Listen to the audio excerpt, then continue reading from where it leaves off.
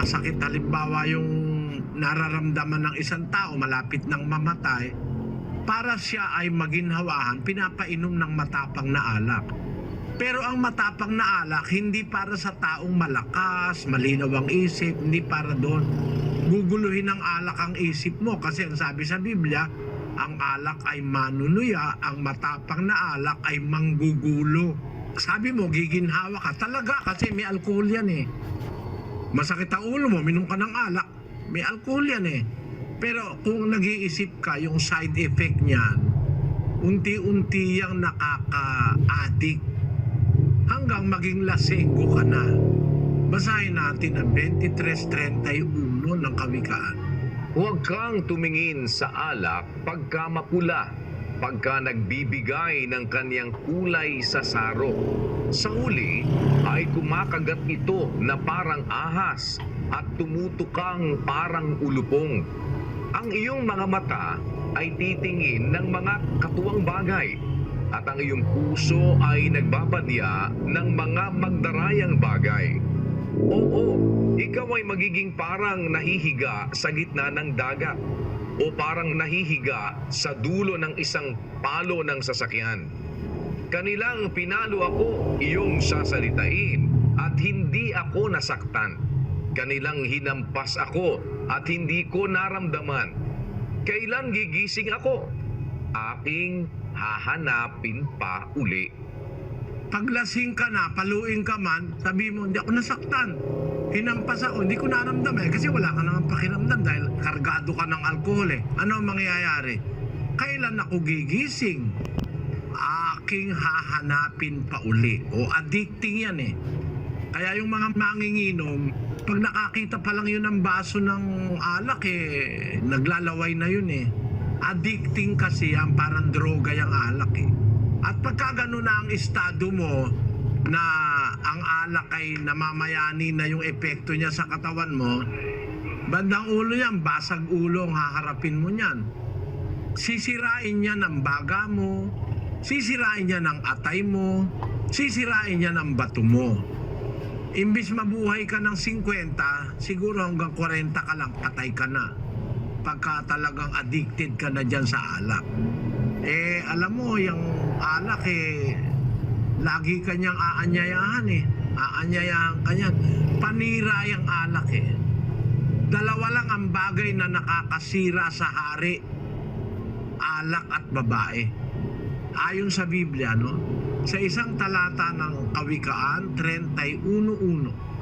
Ang mga salita ng Haring Lemuel, ang sanggunian na itinuro sa kanya ng kanyang ina.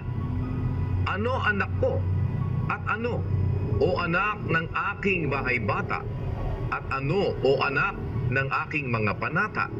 Huwag mong ibigay ang iyong kalakasan sa mga babae o ang iyumang mga lakad sa lumilipol ng mga hari.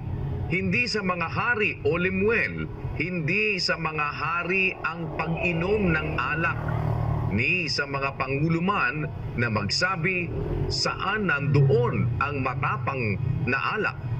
Si Haring Lemuel, sinabihan na nanay niya, huwag mong ibigay ang iyong kalakasan sa mga lumilipol sa mga hari. Isa sa mga panlipol ni Satanas sa hari, alak at saka babae. Kaya kapatid, no, ang alak, kahit sa anumang paraan suriin, nakakaramdam ka mo ng ginhawa, okay yun. Pero yun eh, pansamantala.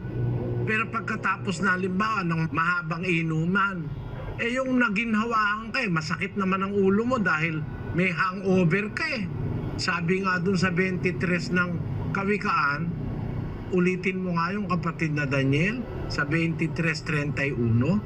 Huwag kang tumingin sa alak pagka mapula, pagka nagbibigay ng kanyang kulay sa saro. Sa huli ay kumakagat ito na parang ahas at tumutukang parang ulupong. Sa huli, pagkatapos ng inuman, ay naku, masakit ang ulo mo.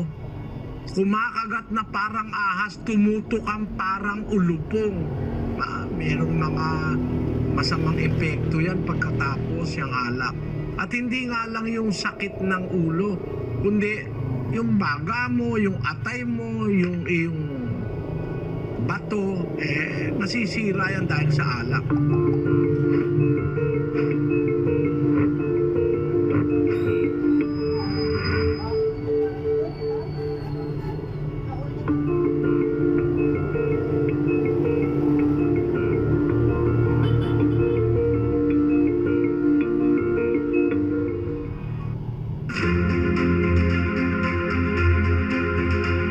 You are doing everything, you are doing your best, pero parang hindi ma-appreciate. Baka may kulang sa pamilya, maaaring kulang sa pagmamahal sa'yo.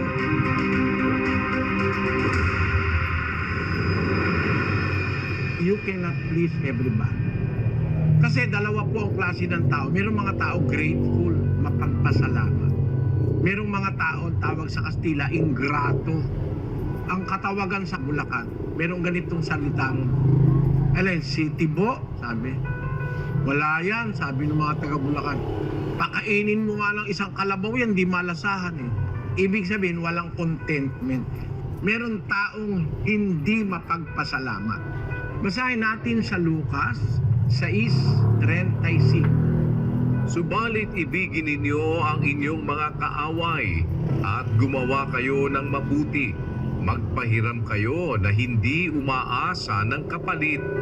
Malaki ang magiging gantimpala ninyo at kayo'y magiging mga anak ng kataas-taasan sapagkat siya'y mabait sa mga di mapagpasalamat at sa masasama. Merong katutubong mga tao, hindi mapagpasalamat, hindi grateful. Ano man ang gawin mo sa mga ingrato, hindi ma-appreciate. Hindi ko ibig sabihin na yung pamilya mo ingrato. Hindi yun na ibig ko sabihin. Pinapakita ko lang, you cannot please everybody dahil nga may mga ingrato. Merong hindi mapagpasalamat, sabi ng Panginoong Hesus. Kaya lang, ang Diyos naman, mabait din siya dun sa mga hindi mapagpasalamat. Kaya ang utos niya sa mga tao na susunod sa Kanya, pakinggan mo sa Colosas 3:15. At maghari sa inyong puso ang kapayapaan ni Kristo, na diya'y tinawag din naman kayo sa isang katawan, at kayo'y maging mapagpasalamat. Sabi ng Diyos, maging mapagpasalamat tayo. Matuto tayong tumanaw ng utang na loob. Meron kasi mga tao walang utang na loob. Kung may utang na loob ka, may pag-ibig ka sa kapwa, maliit na mabuti, minamalaki mo yun eh. Pero you are doing everything, you are doing your best, pero parang hindi ma-appreciate. Baka may kulang sa pamilya, maaaring kulang sa pagmamahal sa'yo. Alam mo, naawa ako sa mga ina, ama na kagaya nating matatanda na. Kung minsan, yung ating mga anak, hindi nare-realize yung ating pagsasakripisyo, na minsan kakainin mo na, hindi mo makain. Gusto mong bumili para sa'yo, hindi mo binibili. Parang ganun ako. Ako, meron akong gusto sa sarili ko no? Lalo na pag matanda ka na, gusto mo na parang makaginhawa ka ng kaunti. Meron akong gustong bilhin, hindi ko binibili, pagpaparaya ko na dun sa aking mga anak, sa aking mga apo. Pero para kung minsan, hindi appreciated. Kung ano yung sakripisyong gagawin mo sa sarili, para lang mapagbigyan mo yung iyong mga mahal sa buhay. Talagang hindi na-appreciate ng iba. Alam mo, merong ganun tao talaga. Pero tuloy ka pa rin, kapatid. At siguro para ma-appreciate ng mga tao yung kabutihan, dapat makapakinig ng salita ng Diyos. Siguro ang kulang sa inyo, sa pamilya, yung makapakinig ng aral ng Diyos, matutunan yung aral ni Kristo. Kasi pag natutunan mo yung aral ni Kristo, magiging mapagpasalamat ka. Magiging grateful ka. Naalala ko yung tula para sa isang ina. Nanunuot hanggang buto ang daing na naririnig ng babaeng nagdaramdam sa loob ng isang silid. Pagmasdan mo't nakaratay sa hihigan niyang banig. Himas-himas ang balakang na masakit na masakit. Sinasarili ang hirap, kinakaya ang hinagpis. At talagang nakahandang ang buhay man ay mapatid. Paano'y isang inang buong pusong nagtitiis dahilan sa kanyang anak na isisilang sa daigdig. Nasa bingit ng kamatayan ng ina pagka ikaw ay nanganganak Bandang huli, sabi doon, Nariyan ang ina natin, isang inang walang humpay sa pagtingit, pag-aruga sa anak na minamahal. Naghirap sa panganganak noong tayo ay iluwal. Nagtiis ng pagpupuyat upang tayo'y mabuhay lang. Ngunit tayo nang lumaki, magkaisip at dumangal. Pighati pa ang sa ati, lagi niyang nakakamtan. O ang ina sa daigdig ay walang makakatimbang, palibhas ay siya na rin itong buong santinakpan. Lalo nang napakahirap sa isang ina na pagkatapos kang palakihin, hindi mo na-appreciate yung pagpupuyat niya. Nung bata ka pa, pinapadedik ka, tinuturuan ka lumakad, tinuturuan ka ng lahat ng bagay, nagpupuyat pag may sakit ka, di natutulog, binabantayan ka, etc. etc. Pagkatapos nun, dinadabugan pa ng anak. Hindi appreciated ng anak ang nagagawa ng ina. Hanggang may nanay kayo, mahalin nyo. Kasi pag wala na, maalala nyo rin. Kaya, huwag ka nang maghinagpis. Bahala na ang Diyos sa'yo. Kasi, ginagawa mo yung tungkulin mo sa pamilya to the best of your ability. Lahat ng magagawa mo, ginawa mo. Na-appreciate nila, hindi nila na-appreciate. Salamat sa Diyos. Nagawa mo ang tungkulin bilang ina. At pagharap mo sa Diyos, masasabi mo, I have done my share.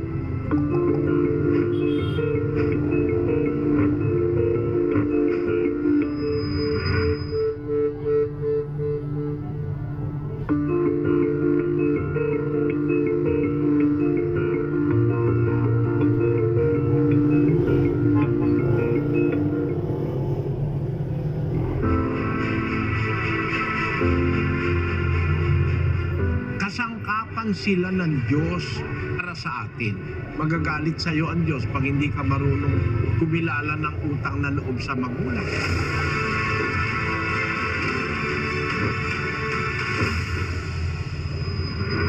Actually, wala ka naman dapat gawin na para sa sarili mo, no? Para maalis yung dinaramdam mong hinanakit sa magulang mo. Gagawin mo, mag-iisip ka lang na kung kaya ang nanay mo, tatay mo, hindi nagkagustuhan, lilitaw ka kaya sa maliwanag, magiging tao ka kaya, magkakaroon ka kaya ng damdamin, makakaramdam ka kaya, kundi dahil sa magulang mo, dahil kinasangkapan ng Diyos yun.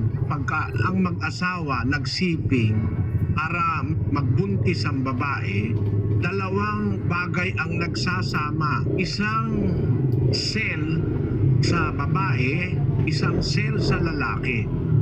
Ang cell na ito yung sa lalaki, sperm cell, sa babae yung egg cell. Yun lang ang cell sa katawan natin na 23 lang ang chromosomes.